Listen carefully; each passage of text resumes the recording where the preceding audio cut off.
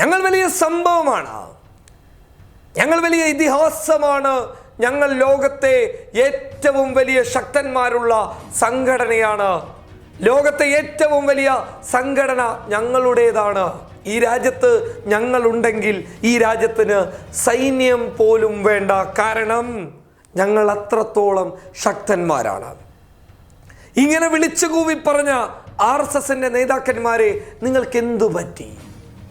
ഡൽഹിയുടെ ജനസംഖ്യയിൽ 1% പോലും ഇല്ലാത്ത മുസ്ലിങ്ങളെ നിങ്ങൾക്ക് എത്രത്തോളം ഭയമാണ് എന്നുള്ളതിൻ്റെ ഏറ്റവും അടിസ്ഥാനമായ കണക്കുകളാണ് ഇപ്പോൾ പുറത്തു വന്നിട്ടുള്ളത്. ഡൽഹിയിലെ ന്യൂനപക്ഷ കമ്മീഷൻ പുറത്തുവിട്ട ഇന്നത്തെ ഞെട്ടിപ്പിക്കുന്ന വിവരങ്ങൾ അതിനുള്ള ഏറ്റവും വലിയ ഉത്തരം തന്നെയാണ്. ന്യൂനപക്ഷ കമ്മീഷൻ ചെയർമാൻ വളരെ വ്യക്തമായി പറഞ്ഞു. എന്താണ് അദ്ദേഹം പറഞ്ഞിട്ടുള്ളത്? ഡൽഹിയിലെത്തിയിട്ടുള്ളത് മറ്റു സംസ്ഥാനങ്ങളിൽ നിന്നുള്ള ആളുകളാണ്, അതായത് ഒരു ഇറക്കുമതി ഉണ്ടായി എന്നുള്ളതാണ്. 2000-ഓളം വരുന്ന പരിശീലനം ലഭിച്ച ആളുകളെ തന്നെ ഡൽഹിയിൽ സംഘപരിവാർ ആക്രമണങ്ങൾക്ക് ഉപയോഗിച്ചു എന്നർത്ഥം. അതായത് പരിശീലനമൊക്കെ ലഭിച്ച RSSന്റെ എല്ലാ കളരിയും മനഃപ്പാടമാക്കിയ 2000-ഓളം പേരെ UPയിൽ നിന്ന് ഡൽഹിയിലെ BJP സംഘപരിവാർ നേതാക്കൾ ഇറക്കുമതി ചെയ്തു. അവർ ഓരോ ഗ്രൂപ്പുകൾ ഉണ്ടാക്കി പലയിടങ്ങളിലും ആക്രമണങ്ങൾ അഴിച്ചുവിട്ടു എന്നതാണ് ന്യൂനപക്ഷ കമ്മീഷന്റെ റിപ്പോർട്ട്. അങ്ങനെ ഉണ്ടാകുമ്പോൾ ഒരു ചോദ്യം ചോദിച്ചു കൊള്ളട്ടെ, നിങ്ങൾക്ക് മുസ്ലിങ്ങളെ എത്ര ഭയമാണെന്ന് ഞങ്ങൾക്കറിഞ്ഞു. അവരുടെ പ്രതിരോധത്തെ നിങ്ങൾ നല്ല രീതിയിൽ ഭയക്കുന്നുണ്ട്. സംഘികൾക്ക് പേടിയാണ് അവരെ.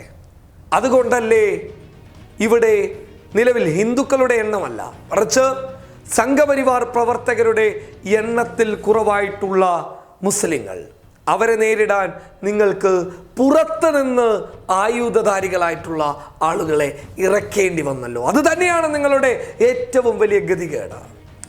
വലിയ വീരവാദം മുഴക്കി ഞാൻ അത് ചെയ്യും, ഞാൻ ഇത് ചെയ്യും എന്ന് പറയുന്ന നിങ്ങൾ ഒരു പ്രത്യാഘാതം വരുമ്പോൾ തന്നെ പേടിച്ച് സുരക്ഷാ വലയത്തിനകത്ത് നിന്ന് പോകുന്ന നിങ്ങളുടെ നേതാക്കന്മാർ, കപിൽ മിശ്രയെ അടങ്ങുന്ന ആളുകൾ മരിക്കാൻ തയ്യാറാണ്, ജീവിക്കുന്നില്ല, രാജ്യത്തിന് വേണ്ടി എന്തും ചെയ്യുമെന്ന് വിളിച്ചു പറഞ്ഞ കപിൽ മിശ്ര അവസാനം Y കാറ്റഗറി സുരക്ഷയാണ് ആവശ്യപ്പെട്ടിട്ടുള്ളത്.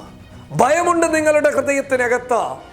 ആ ഭയം അറിയുന്നവർ തന്നെയാണ് ഈ രാജ്യത്തെ മുസ്ലിം മതവിശ്വാസികൾ, മതേതരത്വ, ഹൈന്ദവർ, ക്രൈസ്തവർ, മറ്റു മതസ്ഥർ.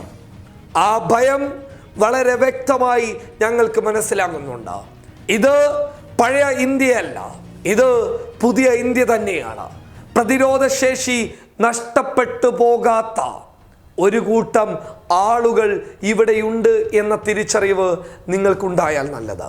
2000-ഓളം ആളുകളെ പുറത്ത് നിന്നിറക്കി നിങ്ങൾക്ക് നാണമുണ്ടോ? ഇത്ര മാത്രമാണ് നിങ്ങൾ, ഇതിൽ കൂടുതലൊന്നുമില്ല.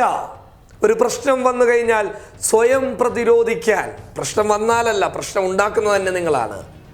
ആ പ്രശ്നമുണ്ടാക്കുന്ന നിങ്ങൾക്ക് സ്വയം ഇറങ്ങി പ്രതിരോധിക്കാനോ അല്ലെങ്കിൽ ഒന്ന് തിരിച്ചടിക്കാനോ സാധ്യമാകാത്ത നിങ്ങൾ വെറും വിടുവായുത്തമുള്ള ആളുകളാണെന്ന് ഈ കണക്കുകളിൽ നിന്ന് വ്യക്തമാകുന്നുണ്ട്. തിരിച്ചടി ഉണ്ടായില്ലേ ഡൽഹിയിൽ? ആ സമയം നിങ്ങളുടെ ആപ്പീസ് പൂട്ടിയില്ലേ? ആപ്പീസ് പൂട്ടിയ സമയത്ത് നിങ്ങൾ നിലവിളിച്ചോടിയില്ലേ? ഈ UPയിൽ നിന്ന് വന്ന 2000-ൽ നിന്ന് പകുതിയോളം ആളുകൾ ജീവനും കൊണ്ടോടിയില്ലേ? അതാണ് പറഞ്ഞത്, നിങ്ങൾക്ക് എന്തെങ്കിലും ചെയ്യണമെന്നുണ്ടെങ്കിൽ പലരുടെയും സഹായം വേണം. പക്ഷേ അതല്ല ഞങ്ങൾക്ക്, ഈ രാജ്യത്തെ മതേതരത്വ വിശ്വാസികൾക്ക് പ്രതിരോധം അവരിൽ തന്നെയുണ്ട്.